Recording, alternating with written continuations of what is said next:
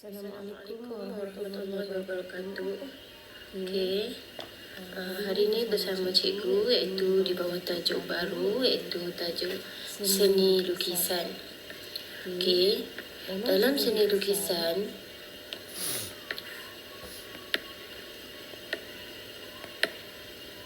apa yang kamu boleh faham iaitu sejarah seni lukisan, iaitu merangkumi semua budaya yang mewakili tradisi seni visual. Okey.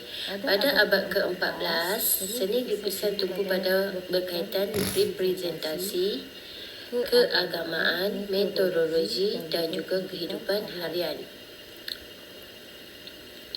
Namun gaya abstrak dan konseptual lebih diterima secara umum. Okey, itu seni lukisan.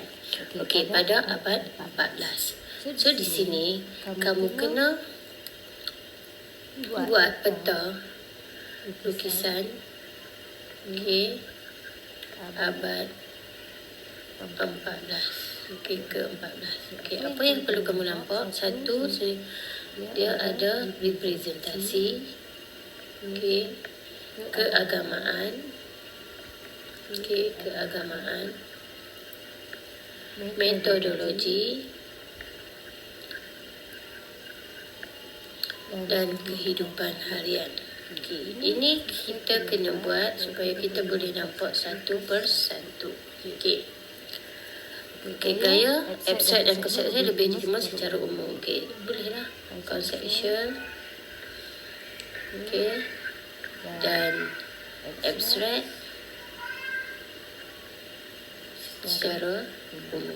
Okay. So itu sejarah seni lukisan. Seni lukisan peringkat awal bukan produk akhir sebuah karya, tapi sebagai asas saja. Dia sebagai asas kepada penghasilan karya lain seperti catatan, cetakan, arca dan reka bentuk. Dia sebagai permulaan, sebagai subjek matter sahaja untuk menghasilkan catatan, cetakan, arca dan reka bentuk. Dia bukan subjek first. Okay, tapi kalau sekarang kita dijadikan lukisan sebagai satu benda yang dah jadi benda yang wajib, kan? Okay. Oleh sebab sejarah seni lukisan yang panjang, fokus tajuk seni lukisan tingkatan 4. Okay. Untuk tingkatan 4, kita hanya berfokuskan pada abad 14 hingga ke-19. Okay. Merangkumi zaman Renaissance. Okay. Yang ni saya nak satu-satu. Barok, Rokoko, Neoclassicism, Romanticism, Naturalism dan Realism dan Impressionism. Okay, di sini saya akan minta kamu pergi satu persatu. Okey, apa itu zaman okay, kita pergi dulu. Perkembangan seni lukis barat abad 14 hingga 19 telah menunjukkan pelbagai aliran dan gaya. Juga melahirkan pelukis terkenal dan gaya hebat. Berikut adalah aliran gaya pelukis yang merangkumi Renaissance, Barok, Rokoko, Neoclassicism, Romanticism, Naturalism, Realism dan Impressionism. Okey, untuk tingkatan 4, kamu lebih fokus pada aliran. Okey, berbanding tingkatan 1, 2 dan 3.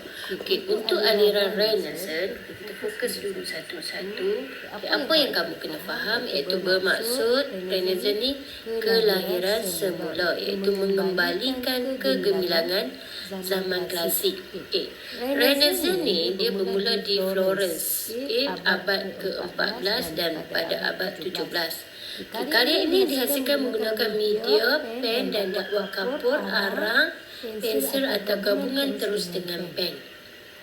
Okey, so ini adalah alatan dia. Okey, saya bagi buku teks sebab saya nak kamu buat balik peta IT. Okey, pelukis terkenal aliran ni. Okey, pelukis dia iaitu terdiri Raphael, Titian, Gego Vasari, Masciato, Giotto, Sandro Botticelli dan Marcello Buonarroti. Okay. Ini pelukis. Okay. So ini nota 1, kedua, pelukis dia. Pelbagai teknik yang digunakan dalam penghasilan karya aliran itu, okay, teknik dia, okay, ini yang ketiga, itu teknik, iaitu terdiri pada garisan selari, garisan silang pangkah dan juga gosokan. Okay, menggunakan satah yang jelas pada latar belakang dan garisan menegak. Okey, satah yang jelas pada menegak dan menegak. Okay, dia bersifat menggunakan, setiap figura akan menggunakan komposisi yang bersifat dinamik. Okey, kebanyakan karya ini menggambarkan potret. Aliran ni, dia menggambarkan aliran potret figura manusia serta latar belakang berbentuk realistik. Tema yang menjadi pilihan keagamaan, metodologi dan sejarah. So, ini teknik, ini pelukis, ini media. Tema dia, kamu pergi terus tema dia daripada keagamaan, metodologi dan sejarah. Itu aliran Renaissance. So di sini kamu boleh jadikan, kamu boleh buat satu peta aliran, aliran Renaissance. Fokus. Satu dia apa dia? Dua dia apa? Tiga dia apa? Empat. Selesai aliran Renaissance, baru kamu pergi fokus pada yang saya bagi carta dalam modul tu. Satu. First kamu mesti hasilkan dulu peta 18 untuk fahami apa itu Renaissance. Pelukis kamu pergi satu. Daripada Raphael. Raphael ni dia dilahirkan di mana? Kalau kita baca macam ni, kita tidak faham dan kita tak akan ingat. So kita ringkaskan pada 26 Mac di Urbino, Itali. Nama dia Raffaello Sanzio da Urbino. Dia dikagumi dengan kerana kejelasan bentuk dan gambaran tentang idealism. Contoh lukisan beliau yang terkenal iaitu Head of Apostolate dan Madonna with a Child. Itu Raphael. Kamu pergi pula kepada tajuk pada Titian. Dia lahir pada Titian, iaitu lahir pada 1488 hingga 1576. Dia lahir pada 1448 di Venesia, Itali, dan nama penuh dia ialah Titian Veselio.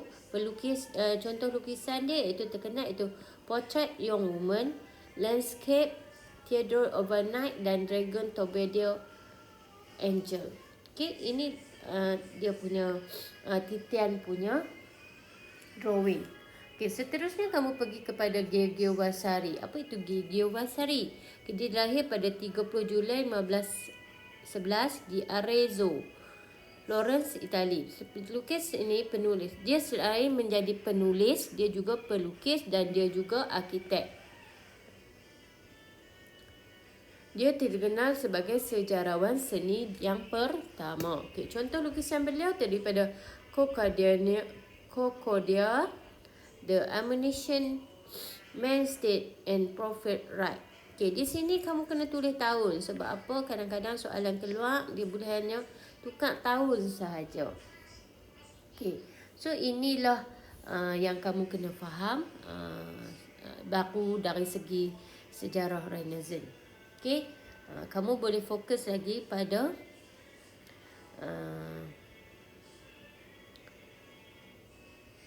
lepas Renaissance kita akan pergi kepada aliran baru.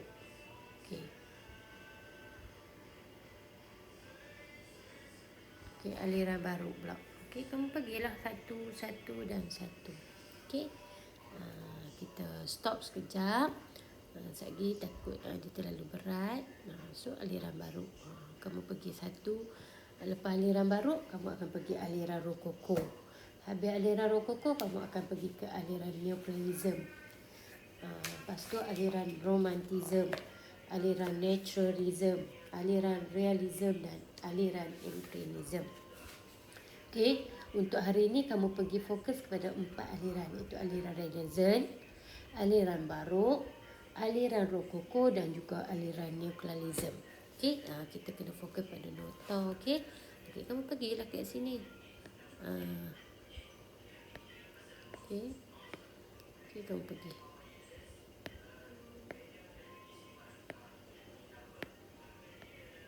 Aliran gaya dia. Baru ni apa, dilukis bila. So kamu kena ambil mind map dia kat sini. Okey. So almost ni lahir bila, mana, okey. So by dari satu kealiran dan kamu kena faham, baru kamu dapat ingat. Okey. Dan kamu boleh guna modul yang saya bagi dari masa tu, saya bagi dekat minggu lepas. Kamu tulis balik dalam tu Peter Paul ni aliran mana dia investment. Okey. Okey, itu sahaja dari saya untuk hari ini. Sekian, terima kasih. Assalamualaikum.